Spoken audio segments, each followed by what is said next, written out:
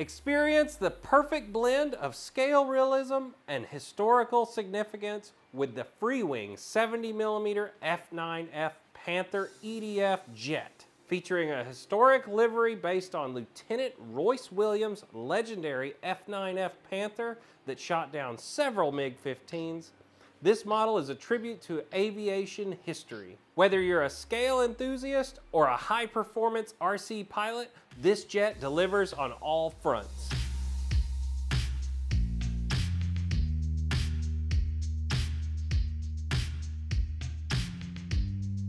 Hello pilots and welcome to MotionRC.com. I'm your product specialist Wesley, and today we are checking out the Freewing 70mm Panther, available right now here at MotionRC.com. This aircraft does come in two different variants, the PNP option, which is set in front of me, or the ARF Plus option. The big difference between the two variants is the ARF Plus is not going to come with the fan or the ESC installed in the aircraft, but all other components do come with it, the landing gear and the servos. Whereas the PNP, you're going to get everything other than your receiver and your battery. So at this point, let me take you around the Panther and show you some of the features of this model that really set it apart from other aircraft in the 70mm class. Up on the nose of the aircraft, you're going to notice this is a removable magnetic nose cone that is completely cladded in plastic, so no worries of damaging it when you're setting it on its nose, or if you were to accidentally bonk it into something, you really aren't going to damage it, but if for some reason you did, you can buy this piece as a separate component. Moving back on the aircraft, we're going to come to the battery bay. As you see, we can pop the top on and off with the one latch at the back.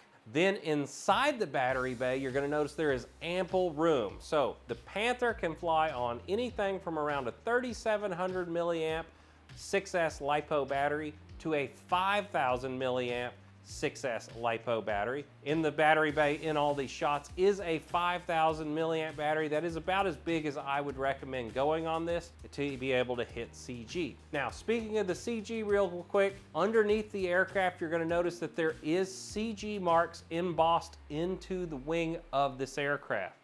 If you go off of those, the aircraft flies really well, and I don't recommend moving it anywhere off of that, although some customers are going to choose to fly it more tail heavy than where we start here. Now, back inside that battery bay, you're going to notice there is a black box in there. This is just basically a bunch of Y harnesses is all this does. It cleans up the inside of the battery bay a lot having it in there. One thing I did do is it came stuck to the wood board. I did unstick that and move it up onto the side wall of the aircraft. So if you do the same thing, it just makes it a little more room in the cockpit to where you can actually slide that battery back further. Beside that black box, you're going to also notice I have our Lemon 10-channel with gyro stabilization mounted in there, and a satellite receiver ran up into the front of the battery compartment. I really like to have a receiver on both sides of my batteries in these aircraft to make it where that signal is bulletproof. I've been running these Lemons in a lot lately, and I highly recommend you give one a shot if you fly DSM. Now, moving back from the battery bay, we're going to also notice one of the nicest things that have come to the 70mm line, removable wing panels. The cool thing on the Panther is when you have both of the wing panels off, the landing gear stay with the fuselage. This means that you can transport the aircraft on its landing gear with the wing panels off. Makes it a lot more convenient whenever you're taking these to and from the flying field to be able to do it like this. The Panther really takes up a very small amount of room in the car. If you have a smaller car, you can put this one right in the back seat, no problem. Now, speaking of the wing panels that are removable, let's talk about the actual mechanism. It's a push button style where you actually just pinch your fingers in. That releases the wing, and then you pull out and they slide out of the sockets. Then you have one wire going into a multifunction control board that you unplug and then slide the panel off. The carbon spar will stay with the wing panel when you take it off, which is very convenient, so you don't have to worry about leaving the wing spars at home for this aircraft. Now, as we move back on those wing panels, you're going to also see that this does come with all of the ordnance included. You get the 6 rockets, and these are on the missile rail system. So if you want, you can fly with or without these on any flight you choose. You just pop them on or pop them off. The other thing you're going to notice is the ailerons and the flaps are nylon hinged, so you're not going to have to worry about foam hinges wearing out over time. And all of the servos in the wing panels use 2 screws to hold the cover on that you can remove and then pull the servo out to replace it if you choose to. These are not glued in. Moving back from the wings, we come to the tail of the Panther. The tail is held on with 3 screws. Underneath there is a multi-function control connection for your elevator and rudder. You just plug that in very simply. The rudder servo, same thing. You may replace this one by unscrewing 2 screws and just popping that out. Now the elevators, the 2 elevator servos are glued in. It's too thin of a surface to actually get that pocket in there, so these are glued in if you need to replace them. Now, the other really cool thing back here on that tail section is you actually have a split rudder, which is pretty dang cool that they modeled that even in this smaller aircraft. Now, moving to the undercarriage of the airplane, the first thing I want to talk about is our machined aluminum suspension landing gear around this aircraft. For our guys that fly off of rougher grass fields and things, these are really going to help soak up the bumps.